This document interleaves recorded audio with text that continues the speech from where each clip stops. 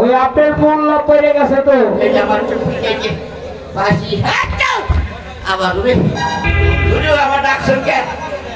দেখেছি আপনাকে একটা কারণে ডাকা হয় আমাদের শাহজাদার বিবাহ তাই আপনি বিবাহ পড়াবেন এই জন্য আপনাকে ডাকা হয়েছে বিবাহ পড়াই নিয়ে কেন আমি জানাজা করি যে জানাজার করতে পারে সে বিবাহ পড়াতে পারে কারণ আপনি যদি আমাদের শাহজাদাকে বিবাহ পড়ান তাহলে আপনাকে অনেক অনেক ইনাম হবে দিবেন তো তাহলে আমার নাতি ভাই ডাক্তার নেই বেশ আপনি ডাকুন ও নাতি এই দাঁড়ে এই যে আমি যে করে এই যে আমি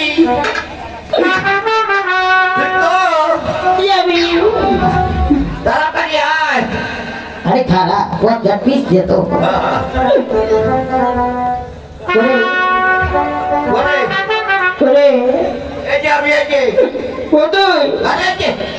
তোর কথা তো ভালো লাগে না কথা শোনা আরে কোন দিন তুই আমি একই করি না নাগে রসা কইরা বড় ভাতার হারাইলা কো কো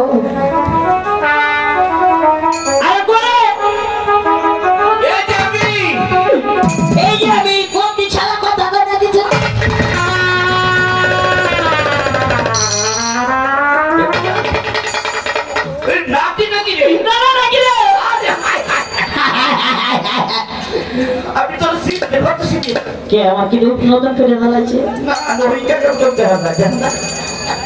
বাপ নাকি হারান কি কি এই আজকে তো ডাকছি কে আজ বলে বিয়ে করা লাগবে কাল বাজি বিয়ে দাও আমার তো দিবি না তুই দিবি এর পরে ঠিক আছে বিয়ে তো দিবি দিবি নি তো দিবানি আচ্ছা তাহলে রাজি যখন হয়েছে তাহলে চল এই যে দেখো হুজুর বলো কোনে কান বিয়ে দেন তো এটা দিবা এটা ভাই আইডিয়া হবে হুজুর কোনটা সাজা কোনটা মেয়ে কিছু বুঝতেছি না ওইটা ছেলে এটা মেয়ে এই ছেলের এই মেয়ে আরে না কি বলবে ওই ছেলে এটা হচ্ছে কন্যা আপনি বলছেন তা তো নয় ওটা হচ্ছে ছেলে এটা হচ্ছে তার বউ ও তাহলে বিয়ের কাজ শুরু করছি হ্যাঁ করুন বেশি দেরি করা যাবে না না না জায়গা জায়গা মেয়ে গয়া গুনুন গুন গুন আচ্ছা আচ্ছা বলো তো তোমার নাম কি ওখানে আটতে হবে না কোনটা এই যে না বলো তো তোমার বাড়ি কোথায় তোমার নাম কি আমার বাড়িটি হচ্ছে ভৈরবনগর আমার নাম হচ্ছে বাদশা শাহ সিকান্দার আর তোমার পিতার নাম কি কথা পেতে বলি না আরে পাতালপুরের বলিরাজ পাতালে বলি আবার বলে কি বললাম কি পাতালপুরের বলিরাজ পানিপতি কর না হ্যাঁ তোমার নাম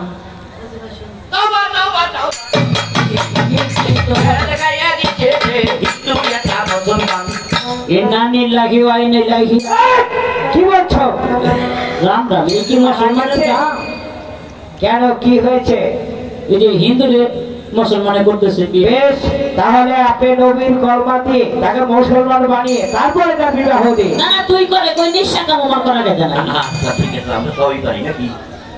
আমি যা বলে আমার সাথে বলো, বলো লা ইলাহা ইল্লাল্লাহ মুহাম্মাদুর রাসূলুল্লাহ। আটো জোরে কই আর হো নাই টাকা কিছুই। আমি কইছি লা ইলাহা ইল্লাল্লাহ মুহাম্মাদুর রাসূলুল্লাহ। শোনা যায় না তুই ঠেলে উপরে উঠলি কর। আরে কানে এটা কান ডাকিয়ে দিবি। আর না, ওদিকে যেতে হবে না। আর একবার বলো লা ইলাহা ইল্লাল্লাহ মুহাম্মাদুর। আলহামদুলিল্লাহ, শুনছি আমি। যাই হোক, বৈরাটনগর নিবাসী বাচ্চা শাহ সেকেন্দারের সাথে পাতালপুরের বলিরাজের একমাত্র কন্যা অজুবা সর্দের সাথে লিখে পড়া হলো। 20 লক্ষ টাকা দেড় ধার্য করিয়া 19,99,000 টাকা 999 টাকা বাকি রাখিয়া একটা আদায় তোমাকে সাথী করতে আসিয়াছে। কিরা কিরা হ্যাঁ, এক প্রকাশা খুব পরিত্যাগ ছিল লবণ আদেশের হলুদ মাত্র ঠেকি গুলো কত শোনা করবো। কও কও হ্যাঁ, তুমি সারা যে পাতি মোল্লা বিয়ে করা গেলে ছুটে যাবে। আমি কি করবো? এবার কাছে উঠে আসে সবাই মতো দুর্যোগ। হ্যাঁ, সবাই মোনাজাত ধরে। যাই হোক, আপনারা সবাই এই বিবাহে শরীক হলেন, সবাই এদের জন্য দোয়া খায়ের করেন যাতে তারা সুখ শান্ত হয় নাকি। সবাই একসাথে বলুন আল্লাহু আমিন। হ্যাঁ আমি ইয়া আল্লাহ গো, বাচ্চা সেকেন্ডারের বিয়ে পড়াই দিলাম, এদের জীবন তুমি সুখীময় করে দিও। ওরে সোবানের মা। সুবহানাল্লাহ সুবহানাল্লাহ। হ্যাঁ এদের মাসে মাসে সাথে সাথে কিছু করে গাড়ির ব্যবস্থা করিয়া দিও। না আমি আর ভাগত দিয়ে চড়চড়ি করে খাও। আমি কই পোলাপানের কথা সরাসরি করে খাও। এই সারা করে সারা পোলাপান মাসে মাসে হয়। এটা কোয়া লাগে পোলাপানের প্রতি তুই জানোস? জয় মা। মদত করি আমি তোমারে দেন করি একজন থেকে গাড়ির প্রতি একজন থেকে দিয়ে দে। কিছু বলো না বলো। তুই আর তুই আমার সকলি বুঝে মানুষের মাথা চুইছে জুনান একল বানালি। আগে গলগল পাশে গলগল করতে খালি অবাদ ওই বিটা একে থাকে এক তারার পিটি গে আমার সাথে সাথে কোলা টাকাটি বাইন করতে রাখা পারবো না আমি আজ আসতে। এটা পাতি আমি কই হুজুর বিয়েটা স্যার বেশ, বিয়ে যদি শেষ হয় একটা কাজ বাকি রয়েছে। গোপ যতই করুক না কেন বরণ করতে হবে। নাকি? না না আর বরণ না বললে গুলুম গুলুম করতেছে না। আপনাকে চেতেও দেবো না। এটি বড় করে দিয়ে না তো নাকি ডাক দিয়ে না আমি পারবো না, তোর মারে তুই ডাকতে।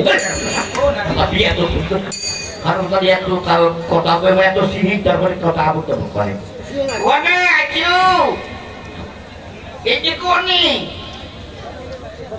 শুনছে নাকি আইছো আইছো শুনছাও না আইছো